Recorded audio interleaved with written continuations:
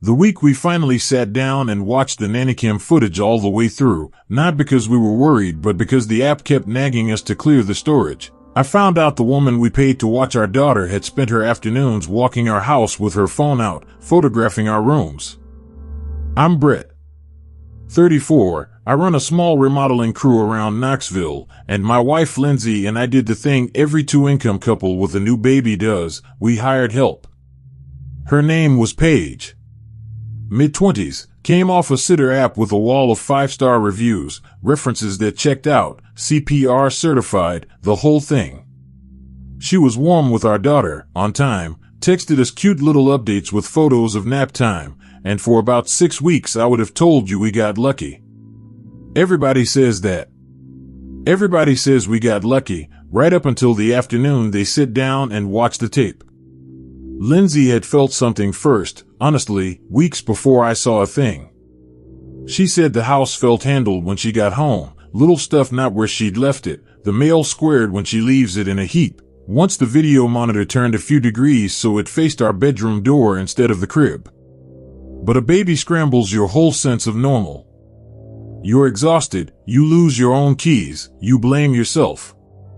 And every single one of those things had an answer that wasn't a stranger photographing your closet, so we did what tired parents do: we reached for the answer that let us keep sleeping. Here's the thing, we didn't even have the camera for her.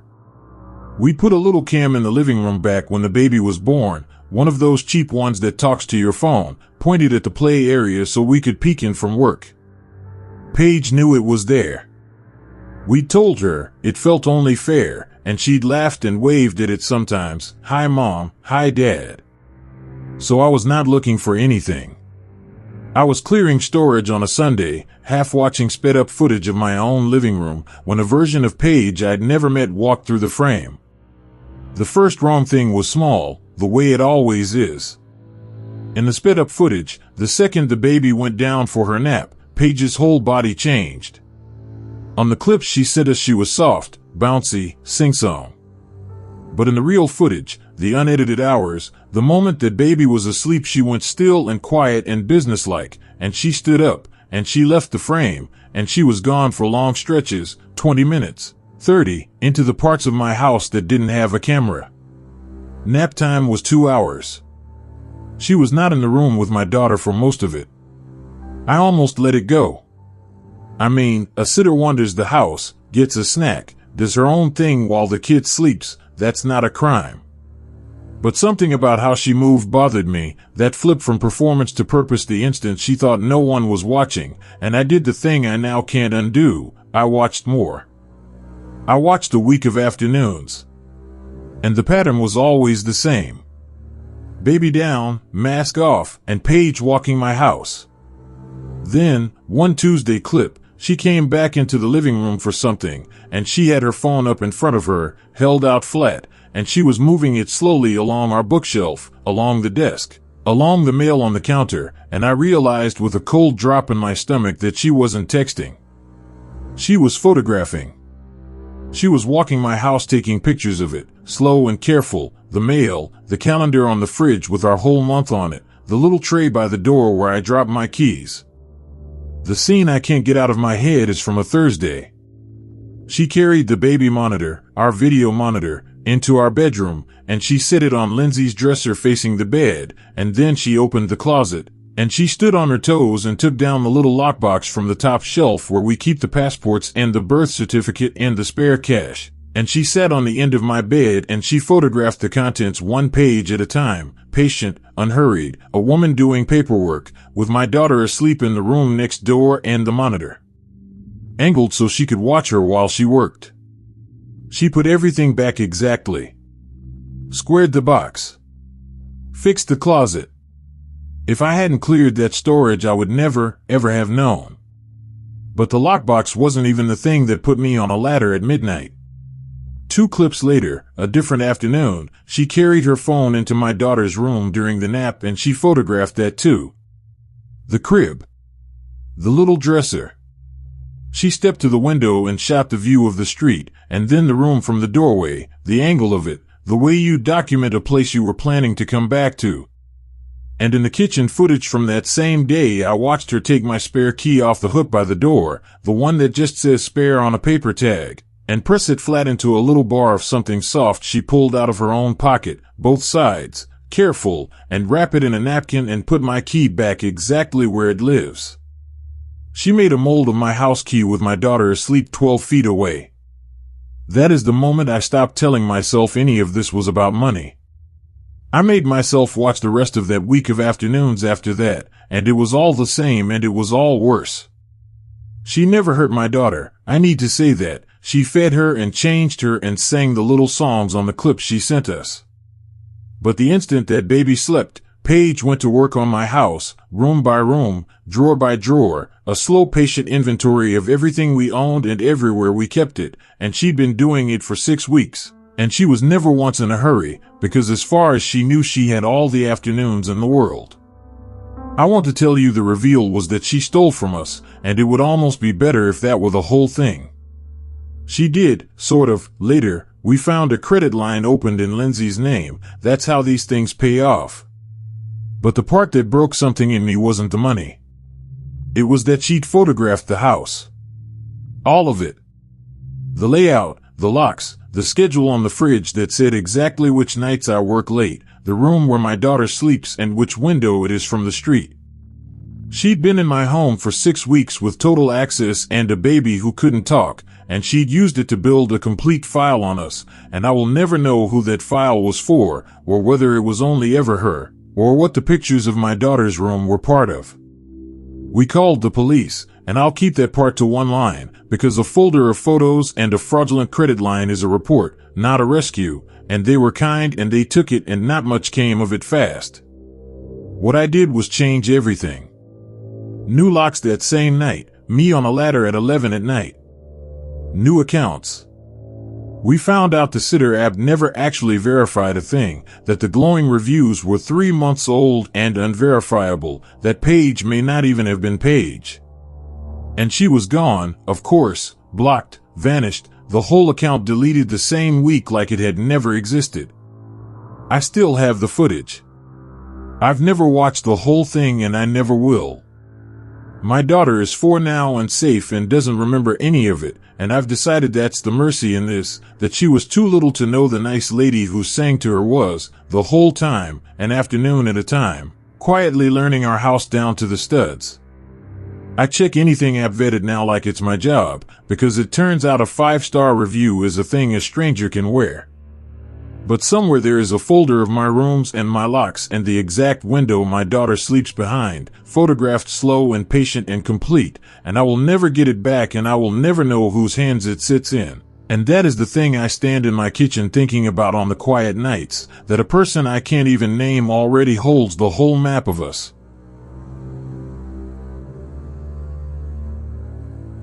We'd had the same sitter for about 4 months before the baby monitor caught her standing over my son's crib in the dark at a time she was supposed to be home, and I still don't fully understand how she was in my house.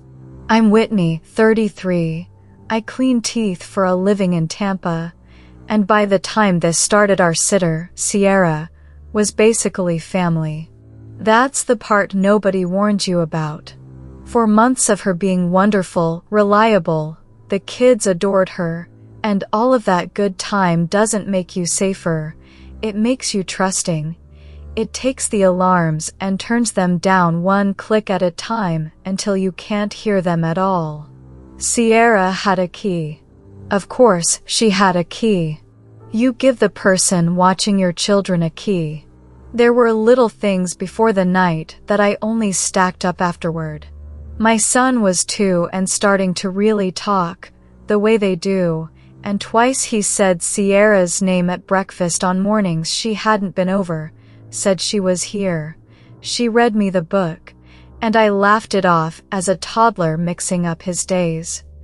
Because what else do you do with that?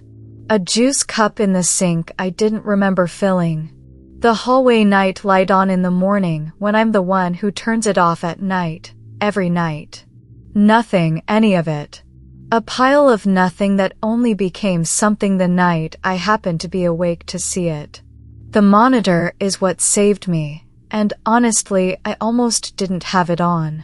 My son was 2, out of the age where you watch the little screen all night, but he'd had a cold, so that week I'd put the camera back up in his room and kept the monitor on my nightstand, the little screen glowing, half muted. And it was maybe 1 in the morning on a Wednesday when I woke up for no reason, the way you do, and looked at the screen, and there was a person standing over his crib. I want to describe exactly what that's like, because the fear isn't a scream, it's the opposite. It's a cold flood that starts in your chest and takes your voice first. A figure, standing very still, leaning slightly over my sleeping son, in a room down the hall from where I was lying. My first thought wasn't even who. It was just no. And I remember Publix, of all things. I remember thinking about the Publix run I'd done that afternoon, the total normalcy of my whole day, and how this could not be a thing that was in my house at 1 in the morning. And then the figure shifted its weight, and I saw enough of the profile in the infrared to know it was Sierra. Sierra, who had gone home at 6. Sierra, who I had said goodbye to and watched drive off. Standing over my son's crib in the middle of the night, not doing anything, not picking him up, just standing there watching him breathe in the dark. And the thing is, I could not make the picture make sense fast enough to act, because my brain kept trying to file it under something normal, and there was no normal drawer it fit in. I hit the button on the monitor that talks to the room. I don't even remember deciding to, and my own voice came out of it small and wrong, "Hello," and on the little green screen the figure straightened up, slow, and turned its head toward the camera, toward me, and looked into the lens for a second before it moved out of frame. She knew exactly where that camera was. She'd been home the day we mounted it, and she looked into it the way you look at someone you'd forgotten was in the room. Not startled, not sorry, just noted. I did the only thing my body would let me do, which was get up and go to that room, and by the time I got down the hall, maybe 15 seconds, the room was empty. My son was asleep. The window was shut. And I stood there with the monitor still in my hand shaking, looking at a peaceful nursery, already doubting my own eyes, already reaching for the explanation, until I heard, very softly, the front door click shut. She'd let herself out. She'd been in my house, in my son's room, in the dark, and she'd heard me get up, and she'd walked out my front door with her own key while I was checking the crib. I never saw her leave. I only heard the door, that soft final click, which is the sound I now hear every time I'm falling asleep. And here is what I could not stop turning over the next day. She had the key to the front door, yes, the one we gave her. But months back we'd added a deadbolt, a separate one, needs its own key, and I throw it every single night, and I'd thrown it that night. I know I did, I always do, and it was still thrown in the morning. So the door she clicked shut behind her, she had locked again, from the outside, with a key to a bolt we never gave anyone. At some point, in 4 months of being family, she had made herself a copy of the lock we installed to feel safe, and she'd been letting herself in and out of my house quietly enough, and often enough, that she could do it in the dark, silent, with me asleep 30 feet away, and I have no way of knowing and no way of ever knowing how many nights she stood in that room before the one I happened to wake for. I confronted her, the next day, on the phone, shaking, and this is the part that keeps me up. She didn't deny it.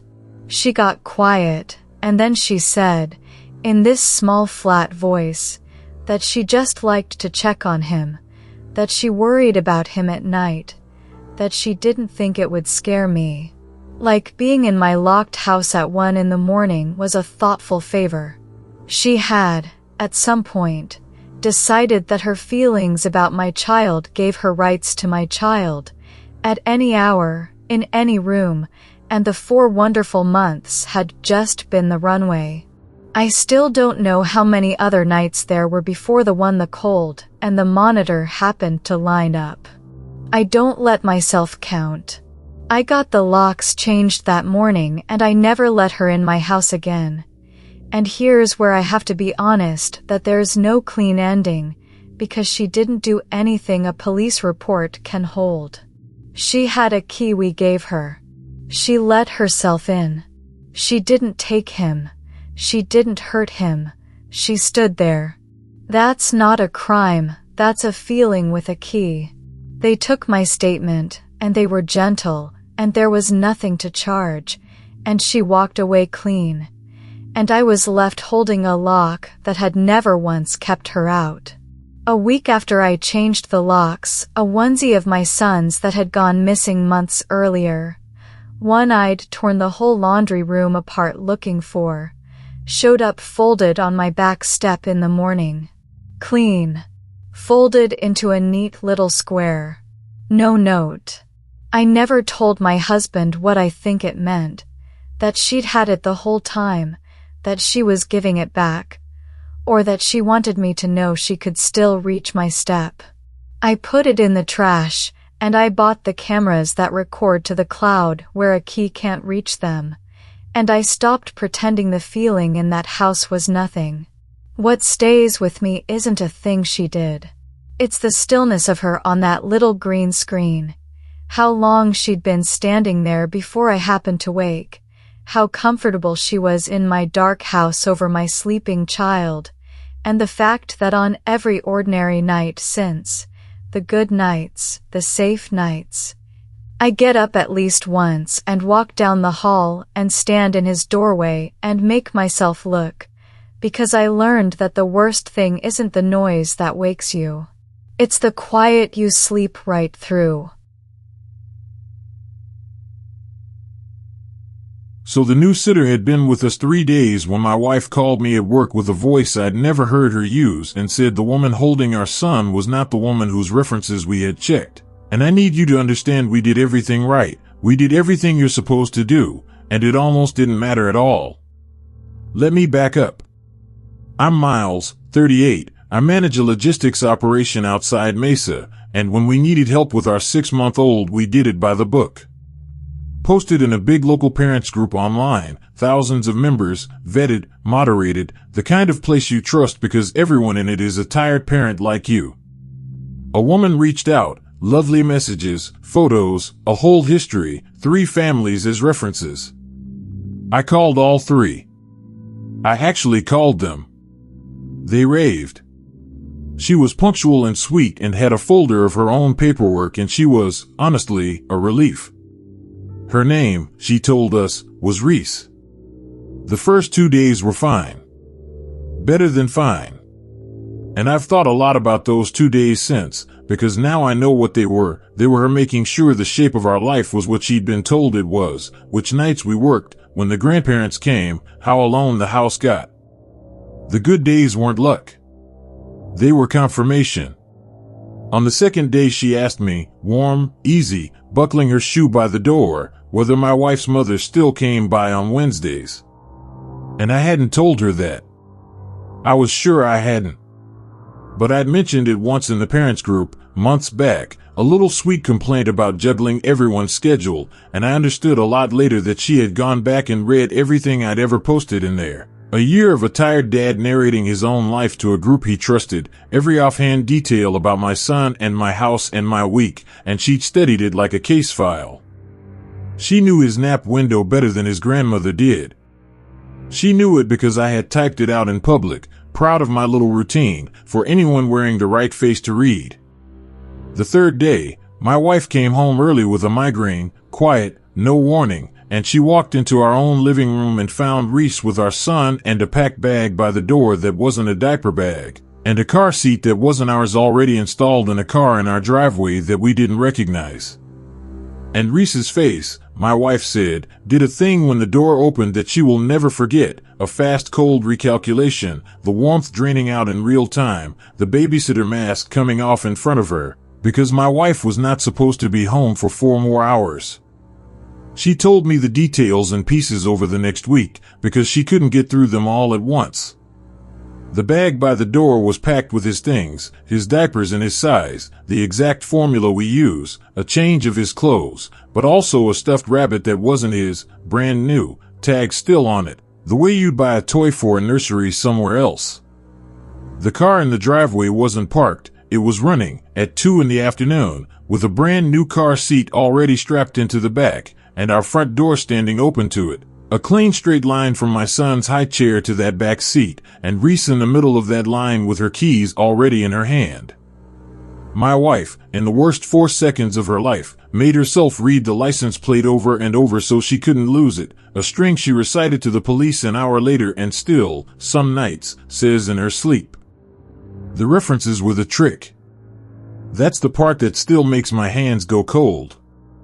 When the police pulled it apart later, the 3 families I'd called, the 3 glowing references, were her. Different numbers, different names, the same woman, a whole invented chorus of trustworthy parents I had congratulated myself for checking. She had built a fake network so that a careful father doing everything right would call 3 strangers and hear exactly what he wanted to hear and hand her his son. The safeguard I was proudest of was the door she walked in through. I checked references. I called them. And every voice that told me she was wonderful was the woman planning to take my child. I called those 3 numbers again, after, sitting out in my car because I couldn't do it inside the house. The first one just rang and rang into nothing. The second went to a voicemail with no name, only the robot lady reading the digits back. And the third one, a woman picked up, and it was her. I knew it inside of one word, the same voice that 3 weeks before had spent 10 warm minutes telling me how safe my boy would be with Reese, telling me now, bright and quick, that I had the wrong number, and hanging up on me. I sat in my own driveway and understood that I had done the responsible thing, the careful thing, every single thing the articles tell you to do, and that all of it had been a stage. And I had walked onto it and played my part perfectly, and it had come within 1 migraine of costing me my son. My wife did the only thing there was to do, which was not scream, not lunge, because the woman was holding our son. She talked. She kept her voice level and her body between Reese and the door while every animal thing in her wanted to grab and run, and she said easy, normal things, and she got close enough. And when Reese's weight shifted, my wife took our son out of her arms in one motion and stood there holding him and told her to leave, and Reese looked at them both for a long second, measuring, and then she picked up the bag that wasn't a diaper bag and she walked out to the car that wasn't ours and she was gone. Before I made it home from work doing 90 on the loop. He's fine. I get to say that, and I know how many parents in this exact story don't. So I'm not going to pretend the one clean sentence, she was arrested weeks later, 2 states away, is anything but luck we didn't earn. What I'll tell you instead is what it did to us. Because we did everything right. We used the trusted group, we checked the folder, we called all 3 references, and a woman will never really have a name for still got 3 days inside my house and my son in her arms and a car seat in her own car in my driveway. And the only thing between my son and a life I can't finish imagining was my wife's migraine on a Tuesday. We don't use sitters anymore.